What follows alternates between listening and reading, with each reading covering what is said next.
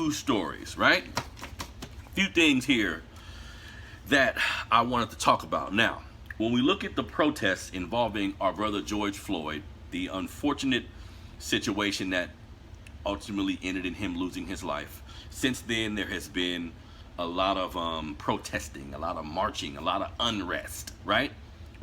There's been a lot of that. And again, I'm going record as saying, I'm not the biggest proponent of marching per se. I understand sometimes there's a need to march to bring attention to something in particular.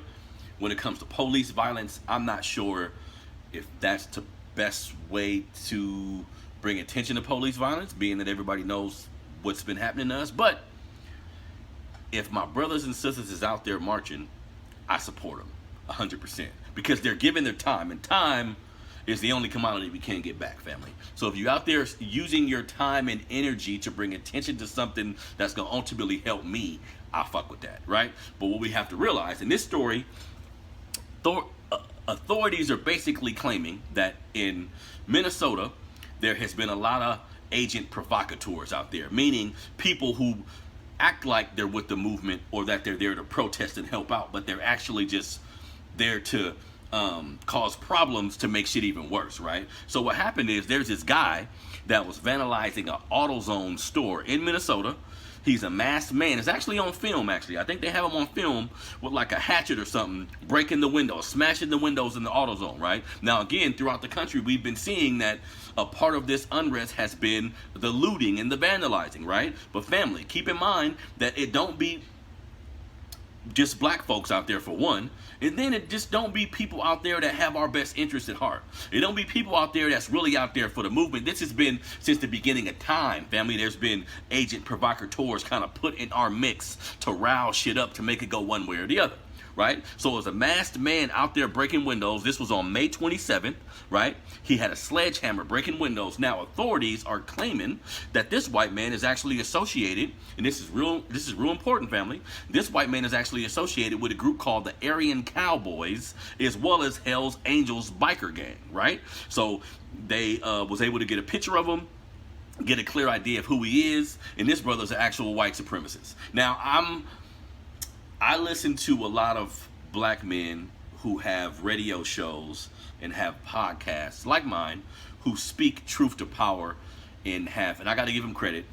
They've been talking about this type of thing where you think it's all your people out there protesting, but in actuality, they got the white supremacists in our mix. And I don't know if they're sent by the government. Like, we could go one step further and say that, yeah, they out there on some white supremacist shit, but how do they get so close? Why are they so comfortable? You see what I'm saying? So we got to and I bring up this story to bring up the point that whenever we create a movement, whenever we are attempting to empower ourselves, we just need to be aware of the people that we allow in our mix. We just need to be, not be naive to thinking that shit like this can't happen. That we can get people in our mix and they're saying that once he broke the window to the AutoZone ended up getting looted, right? The AutoZone ended up getting looted, and they said it was a peaceful protest up until that point.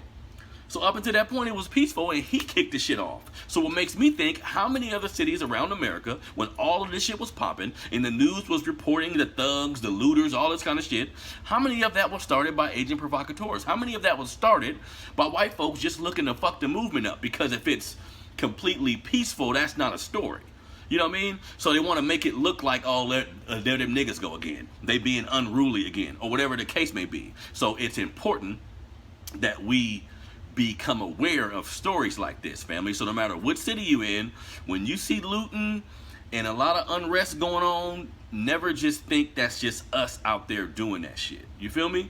And for everybody out there on the front line protesting, all the young people, man, it's a lot of young people out there protesting, putting their life on the line to a degree, getting pepper sprayed, getting hit with these rubber bullets and all this shit.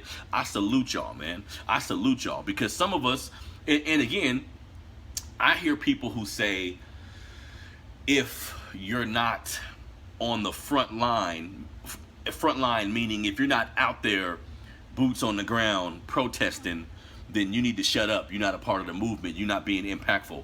I beg to differ when it comes to that. I think there's a lot of ways to be a revolutionary. You could do it with your finances. You could do it with your mouth. You can do it with writing. You can do it with if you're an artist, you can do it with expressing it in your music. Like whatever your outlet is, you can use that outlet to practice like revolutionary thinking. It don't gotta be a motherfucker on the front line marching. Like that's one step, and I would argue that step, I mean, I'm not even sure how beneficial that step is ultimately, but nonetheless, it's a part of the process. Just like marching is a part of the process. If you're a person who makes documentaries, that's a part of the process. If you're a person who lectures and speaks to people, that's a part of the process. If you're a person who writes books about all this shit, that's a part of the process. If you're a person that has a podcast or use your voice, right? If you're a person to just be on social media all day, tweeting, posting shit that's gonna empower us, that's a part of the process too, right? So all of us can be using this fight, family. Regardless of what you are doing, I say as long as you're doing something, because I know a lot of black people who aren't involved in empowering black folks at all.